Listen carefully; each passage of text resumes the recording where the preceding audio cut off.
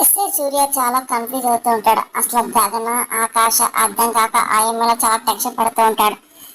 ఇక లాకప్ లోకి వెళ్ళి అసలు నువ్వు గగన ఆకాశ అని అదే పనిగా లాఠీ పట్టుకొని ఎస్ఏ సూర్య బెదిరిస్తూ ఉంటాడు. 1 మినిట్ అంటూ అదే పనిగా టైం చూసుకుంటూ ఆకాశ్ ఉంటూ ఉంటాడు. ఇంకా ఎస్ఐ సూర్య చాలా కోపం వచ్చి అరే ఇది చెప్తుంటే అటు చూస్తావేంట్రా అని అదే పనిగా కోపం గరుస్తూ ఉంటాడు. 2 మినిట్స్ ఆగి చెప్పేస్తా అని ఇంకా ఆకాష్ నవ్వుతూ చెప్తూ ఉంటాడు.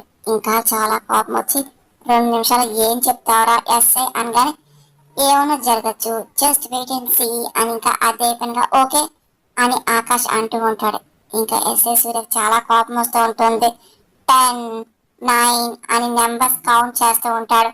ఒక్కసారిగా అసలు ఎస్ఐ సూర్యకి ఏం అర్థం కాదు. అసలు ఎందుకు నెంబర్స్ కౌంట్ అని చెప్పి చూస్తూ ఉంటారు. ఇంకా ఆకాష్ అదే పనిగా నెంబర్స్ కౌంట్ చేస్తూ 2 అంటూ బూమ్ అని చెప్పి అంటూ అదే పనిగా దిస్ ఈస్ అని ఆకాష్ అనిపోతూ ఉంటాడు. అప్పుడే సూర్య అని చెప్పి మీరా ఇంకా అదే పనిగా చాలా కోపంగా వస్తూ ఉంటుంది. ఓ అని చెప్పి ఆకాష్ అనుకుంటూ ఉంటాడు. అప్పుడే ఇంకా బయటకు వచ్చి మీరేంటండి ఇక్కడ అని చెప్పి సూర్య అడుగుతూ ఉంటాడు. ఇంకా మీరా అదే పనిగా జరిగిన విషయం చెప్పడానికి సిద్ధమవుతుంది.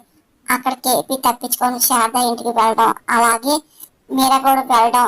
ఇదిగో నన్ను శారద ఎవరు విడతీయలేరు, నువ్వు వెళ్ళు అని చెప్పి కేపీ మీరాతో అనడం. మీరా షాక్ అయి చాలా బాధపడడం.